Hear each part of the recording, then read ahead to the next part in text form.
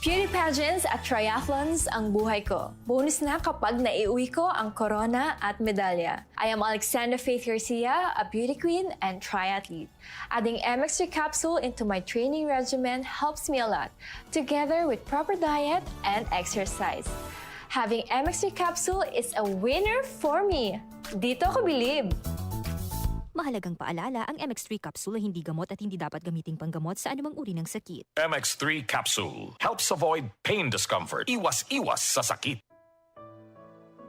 Pagbasa sa Aklat ng Kawikaan, Kabanata 11, Talata 1 hanggang 31. Kasuklam-suklam kay Yahweh ang timbangang may daya, ngunit kasiyahan naman ang timbangang tama. Kahihiyan ang laging dulot ng kapalaluan, ngunit pagpapakumbabay, nagbubunga ng karunungan. Ang tuntunin ng matuwid ay katapatan, ngunit ang masamay wawasakin ng kanyang kataksilan. Walang halaga ang yaman sa araw ng kamatayan, ngunit ang katuwiran ay naglalayo sa kapahamakan. Mas panatag ang landas ng tapat ang pamumuhay, ngunit nabubuwal ang masasama sa sariling kabuktutan. Ang katuwiran ng mga matuwid ang nagliligtas sa kanya, ngunit ang masama ay bilanggo ng kanyang masamang nasa. Ang pag-asa ng masama ay kasama niyang pumapanaw. Ang umasa sa kayamanan ay mawawalang kabuluhan. Ang matuwid ay inilalayo sa bagabag, ngunit ang masama ay doon bumabagsak. Ang labi ng walang Diyos sa iba ay mapanira, ngunit ang dunong ng matuwid ay nagliligtas ng kapwa. Kapag ang matuwid ay pinagpapala, ang bayan ay nagagalak,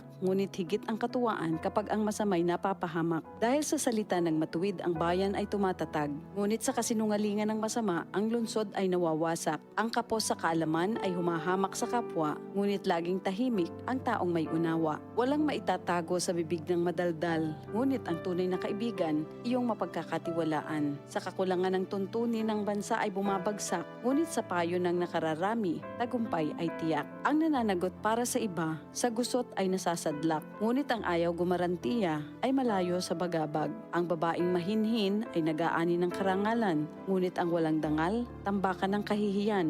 Lagi sa kahirapan ang taong tamad, ngunit masagana ang buhay ng isang masipag. Ang taong mabait ay nag-iimpok ng kabutihan, ngunit winawasak ng marahas ang sarili niyang buhay. Ano man ang anihin ng masama ay walang kabuluhan, ngunit ang gawang mabuti ay may pagpapalang taglay. Ang taong nasa matuwid ay makasusumpong ng buhay, ngunit ang landas ng masama ay patungo sa kamatayan. Ang kaisipang masama kay Yahweh ay kasuklam-suklam, ngunit ang lakad ng matuwid kay Yahweh ay kasiyahan. Ang taong masamay di makaliligtas sa kaparusahan, ngunit hindi maaano ang nabubuhay sa katuwiran. Ang magandang babae ngunit mangmang naman ay tila gintong singsing sa nguso ng baboy.